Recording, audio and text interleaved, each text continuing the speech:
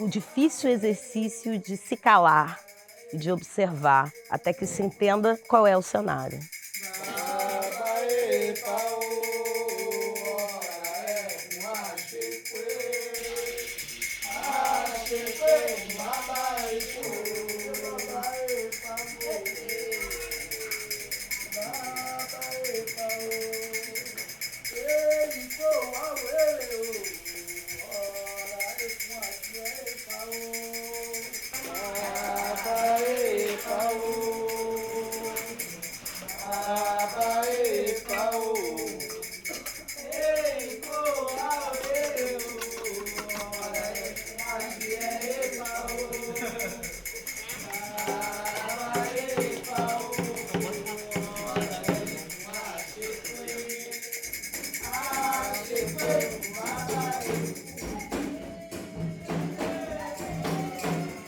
Oxalá, ele tem uma multiplicidade, não dele mesmo, mas de atributos, de adjetivos. E um deles está no próprio Oriki de Obatalá, que é ser o rei dos reis.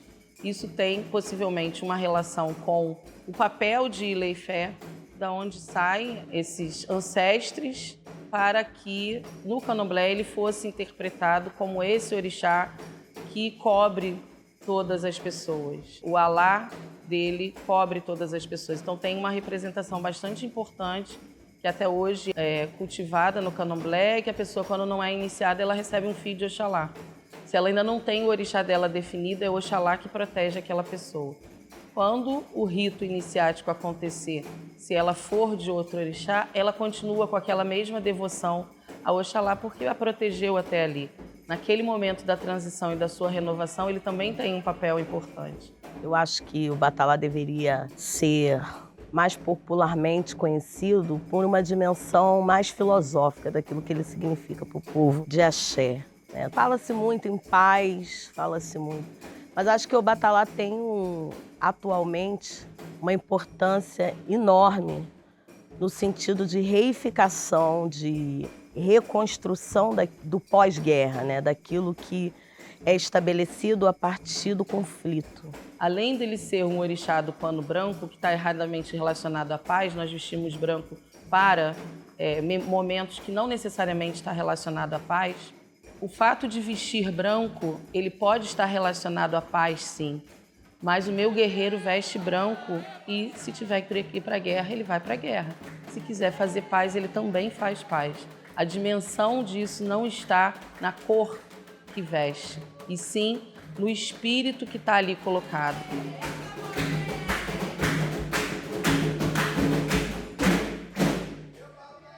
Junto às águas de Oxalá, a gente tem também um rito que vem para a sala, que é o pilão do Oxoguian, o orixá que come inhame, né? O orixá que veste branco e que come inhame. Isso tem uma representação bastante importante que nos remonta a um ciclo de alimentação que também está ligado à renovação. Então, quando a gente tem a iconografia do inhame cozido, do pilão com inhame pilado e da distribuição para as pessoas que estão presentes, a gente tem essa relação de renovação como uma troca de energia com aquele alimento que está ali representado do plantio, a colheita, o beneficiamento, preparo e o consumo. Então, dos ritos, ambos estão ligados a essa dimensão de renovação. Mas para o nosso cotidiano, que eu vejo de importante, que esse ancestral traz para nós, está ligado ao poder do silêncio.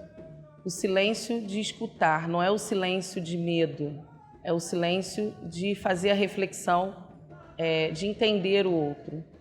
E esse silêncio ele é estratégico, então ele traz uma dimensão estratégica que a gente absorve desse orixá, que está ligado a estas duas festividades que ocorrem praticamente juntas. Tem um ciclo de um tempo que varia de 15 dias a um mês, enfim. A festa de Oxalá tem muitas etapas. E essas etapas, elas têm uma prescrição, né? Pelo menos dentro dos costumes afro-brasileiros, ela tem essa prescrição de que não se deve brigar, não se deve se alterar, né? Deve se manter uma certa postura de autorreflexão, de quietude. Todo rito ele é feito com o mínimo de diálogo possível. A gente precisa se entender nos gestos, a gente precisa se entender no olhar, a gente precisa preparar todo aquele momento com muita serenidade para a gente atrair esta energia deste orixá. O Batalá nos ensina a viver em comunidade, a viver com as diferenças de uma maneira mais serena, né? A reatividade é algo muito comum, né? A agressividade é uma resposta rápida às aflições. E aquilo que o Batalá nos ensina é fazer esse movimento de profunda inteligência reflexiva, que é serenar, é fazer o difícil exercício de se calar, de observar, até que se entenda completamente qual é o cenário. Ogum é suficiente para construir casa para o rei.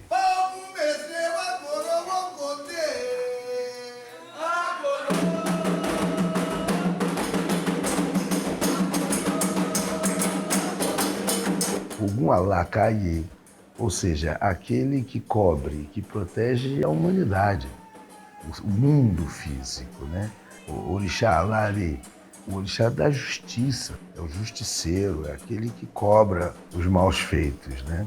O Ogum Medjejelodeire, né? Esse título que ele tem Ogum é o senhor das 7 aldeias em volta de Irê. Ogum Medjejelodeire, Oximolé, o mais importante dos Imolés. Ogum foi o responsável pelo processo civilizatório, a expansão industrial. Ele descobriu o ferro, né? Passando por uma dificuldade, ele consulta Ifá manda ele torrar uma terra que ele tinha dentro de casa, uma terra preta essa que começou a derreter e ele descobre o ferro. É um dos poucos orixás na África Negra e Iorubá que é conhecido de ponta a ponta porque ensina a forja do ferro para vários objetivos. Então ele passa a ser entendido como patrono da tecnologia. Então ele cria instrumentos, ferramentas para aquele tempo dele, para aquele momento, né, de vida e de existência dele. E a gente tem uma dimensão da representação do Ogum em tudo que contém ferro. Então, todos os materiais que a gente usa, ele, para nós, tem uma relação com o Ogum, tem uma relação com a tecnologia. E a tecnologia, ela abarca toda e qualquer invenção, inventividade, para que seja servido para toda a comunidade.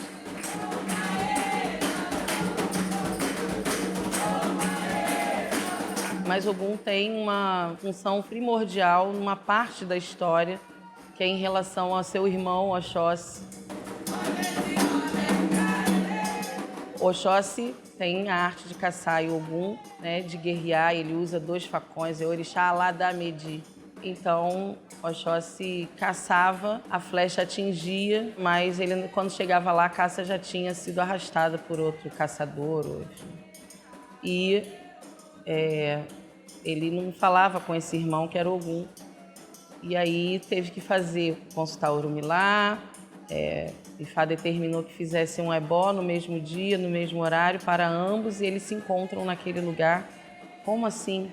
Nos encontramos aqui, e um diz para o outro que foi o Orumilá que determinou que eles se encontrassem.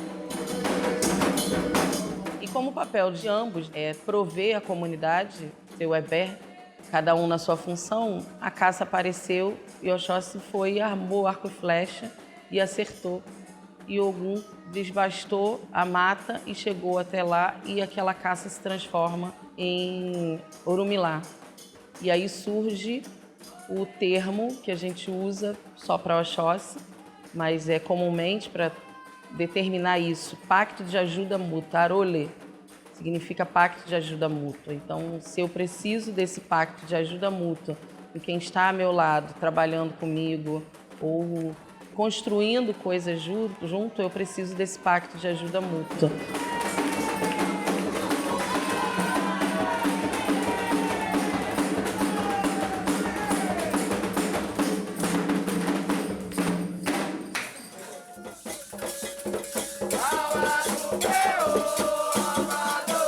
Ele mantém a esperança, a vontade de viver, né?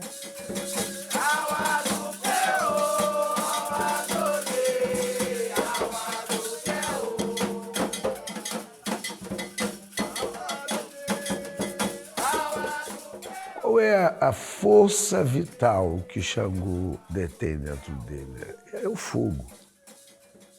O fogo é o que simboliza ele. Tanto que quando a gente dança o alujá,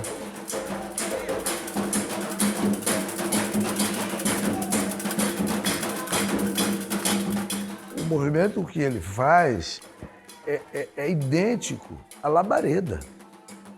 É você olhar uma fogueira de longe, é você olhar até o próprio asfalto quente de longe, se você deitar, você vai ver aquilo fazer, né?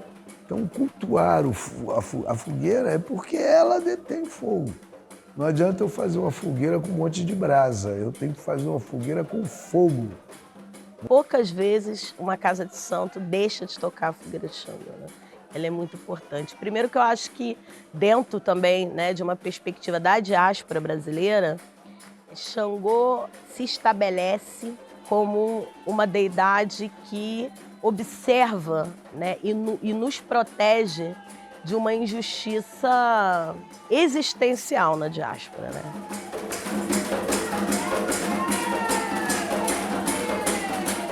A importância de Xangô é não deixar morrer uma memória de que suas tradições, elas têm origem, né? Elas viajam o transatlântico.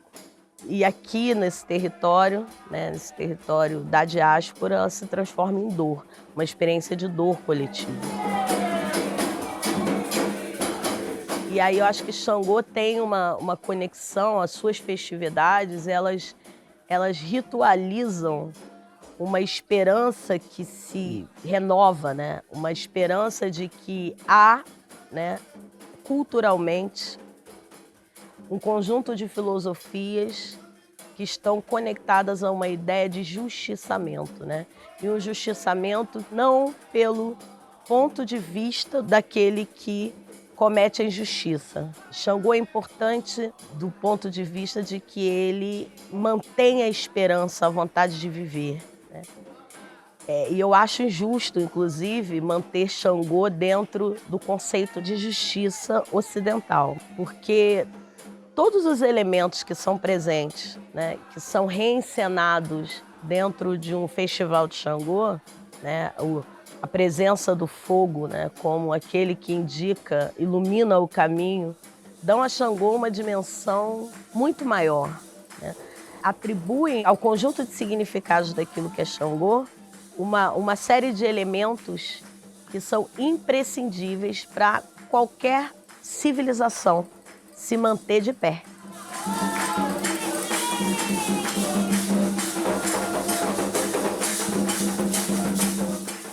Eu lembro que ouvi, não vou citar o nome porque eu não lembro se foi essa Yalorixá que eu estou pensando. Mas no momento, aquele momento de quebradeira de terreiro, né, que já era o prenúncio desse cenário de autocracia que a gente acaba de viver, ela disse, eu não sei no que eu errei quando dei comida a Xangô, porque agora nossos terreiros estão sendo quebrados e eu não sei onde eu errei, né? O machado de Xangô, ele não tem só um lado, ele tem dois. Então, um está virado para frente e o outro está virado para mim. Então, a justeza ele tem que estar nessa relação, que não representa para nós o que está estabelecido na balança. A balança pode pesar de um lado para o outro. Esse movimento ele é constante. Então, eu tenho que também absorver a minha parte dessa justiça. E isso é um princípio de Xangô. A justiça tem que ser para ambos os lados, para todas as pessoas envolvidas. Então, ter justiça para Xangô é não ter fome. Ter justiça para Xangô é todos terem, dentro da comunidade, direitos iguais. Há uma hierarquia? Há uma hierarquia. Mas, por exemplo, até hoje em Oió, quando há a colheita do inhame, o inhame é levado para o rei primeiro, e o rei, quando chega a parte dele, ele manda distribuir para toda a comunidade. Se não houver justiça para todo mundo, não há justiça para mim enquanto rei. Então, essa é uma dimensão que é até hoje preservada dentro daquele espaço, dentro do território africano, principalmente em Oió. A gente está falando de justiça social. A gente está falando de um espaço da sociedade que tem sido desproporcional para os espaços que historicamente são menos privilegiados, pela estratificação própria da interferência do colonialismo na nossa sociedade. E, como todas as pessoas que têm uma dimensão social dentro de si, ela vai se identificar com essa dimensão de Xangô. Ela vai, de alguma forma, contribuir para que aquela injustiça com alguém ou com um grupo de pessoas deixe de acontecer. Então, essa relação é o que Xangô traz dentro da gente, esse compromisso com não permitir a injustiça. Então, acho injusto atribuir Xangô uma ideia de justiça, né? Quando Xangô ele se amplifica dentro de uma ideia de justeza, né? De renovação de esperança, de uma esperança que precisamos ter para nos manter marchando, né? Para nos manter vivos dentro das nossas tradições.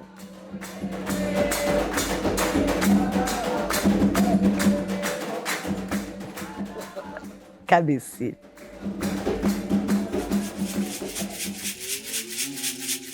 A força vital que o Luaiê tem era de cura. O Baluaiê, também conhecido como Luaiê, Omolu, Chapanã, seu verdadeiro nome. Chá, Oxá, Ponã, o orixá que vem matando pelo caminho. Então, pronunciar esse nome era um motivo de grande receio, medo, até hoje. Por isso, chamava de Obaluaiê, ou Omolu. E este ancestre é de uma região que a gente muito pensa que é onde está o Benin.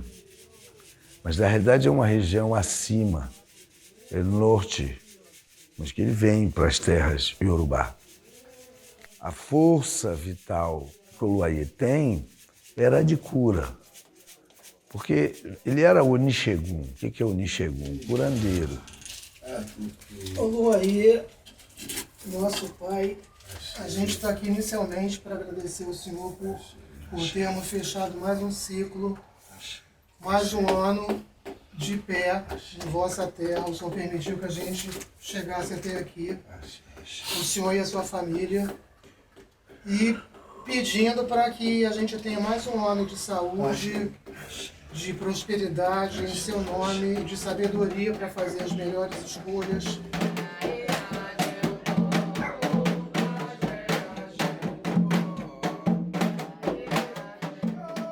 Tem um Muitã que diz que ele foi num festival, né, de Oió, e ele começou a dançar uma dança meio torto. E aí foi motivo de chacota. Ele juntou o povo dele e foi embora.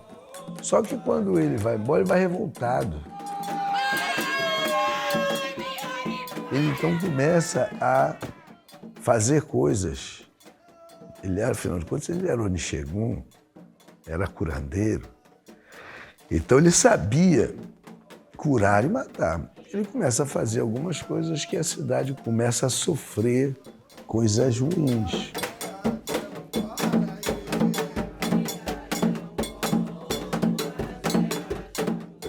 O corpo sacerdotal do rei, vendo essa problemática que tinha com o povo, o que é que ele faz?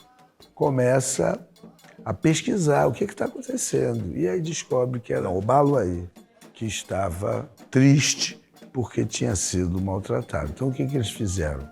Reuniu-se todas as lideranças de cidades diferentes, mas ligadas ao Oió, e providenciaram esse banquete. Cada um ofereceu a comida que mais lhe agradava. Então, por isso, cada orixá, cada ancestre preparou um prato. E nós reproduzimos isso da mesma forma, para comermos e oferecermos a ele, que é o Ulubajé. O Ulubajé, para mim, traz uma dimensão que eu não posso deixar de citar, que é colocar na centralidade, com muito mais evidência de que todos os outros festivais, que é o poder da mulher. É o poder da mulher nesse lugar da cozinha, nesse lugar da magia de fazer cada um daqueles alimentos sabendo o objetivo da cura de cada um deles. A gente tem um costume de, quando vai começar a fazer comida de orixá, a gente bota uma vela que representa ali a resistência, a presença de uma energia, e a água, que é o que harmoniza o ambiente, para que nenhuma massa desande, mas para além disso, que energia que a gente está invocando. A gente coloca aquilo no chão e a gente está invocando os nossos ancestrais para que aquilo, tudo que vai ser envolvido naquele momento, traga o poder da cura. Então, o inhame, ele é assado. A gente pode ter a praticidade de botar no forno, mas o ideal é que ele vá para o fogareiro, porque tem a representação da relação com Ogum, que é onde ele faz a forja e faz a própria comida. O milho, na verdade, ele foi sendo adaptado para a comida do Oxóssi, mas ele tem uma representação muito importante, que é a questão dos grãos. Os muitos grãos alimentam todos os meus antepassados, então a quantidade de grãos é muito importante, tem a dimensão da fartura. A gente tem uma comida que é bastante interessante, que é a base toda feijão fradinho.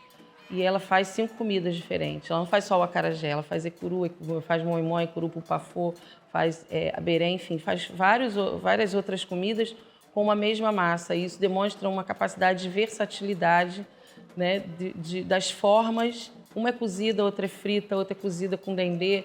Enfim, tem ali a mesma base, formas diferentes.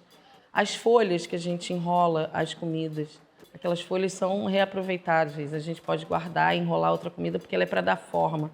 A gente não tem forma. O que dá forma são as folhas. E tem uma relação bastante importante das folhas com essa relação da cura pela sua energia, que é o elará, que é a folha da mamona, né? A mamona, ela nasce do nada. Quando você vê, ela já ganhou o mundo, né? E ela é feita tanto para forrar, né, os espaços onde a gente vai colocar as nossas oferendas, que não é necessário deixar o alguidar, não é necessário deixar o pano, pode deixar a própria folha da mamona. E ela também é onde a gente faz de prato, que isso é que é uma outra relação muito importante, né, do alimento. É você manusear ele sem interferência de ferramentas. Parece que você está sendo inimigo do alimento, mas a gente, como ocidentais, a gente usa. Mas em África eu tive o contato com eles o tempo todo. Eles lavam a mão toda hora, porque eles comem com a mão ali toda hora. Então tem uma relação de higiene com a preocupação com saúde que é extremamente importante. E a folha, o euelará, ele tem uma representação de resistência, né? Eu posso não ter aonde comer, mas eu vou ter o euelará para botar a minha comida e fazer a minha refeição. Não é só o alimento que está ali, é toda a energia que está ali colocada, é toda a história que faz aquilo acontecer. Quando Orumilá viu Oxum, Iemanjá, Oiá, enfim, as Iabás na cozinha preparando os alimentos, Orumilá tinha certeza que o futuro da humanidade estava garantido.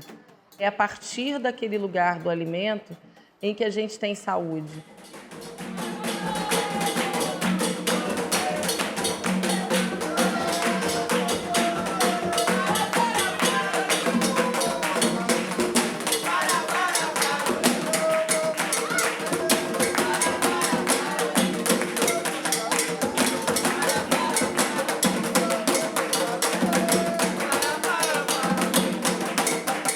que o Urubajé reúne símbolos e acaba promovendo um tipo de cura coletiva que está no campo da fisicalidade, né, da cura do corpo, mas também está no campo, né, de um acolhimento emocional e psíquico ali encenado dentro das tradições dos ritos do Urubajé. Você ter membros da comunidade reunindo a comida e entregando aquela comida para as pessoas que estão ali participando daquela festividade, já significa, né, um tipo de acolhimento que é raro dentro aí de um cotidiano violento das populações periféricas.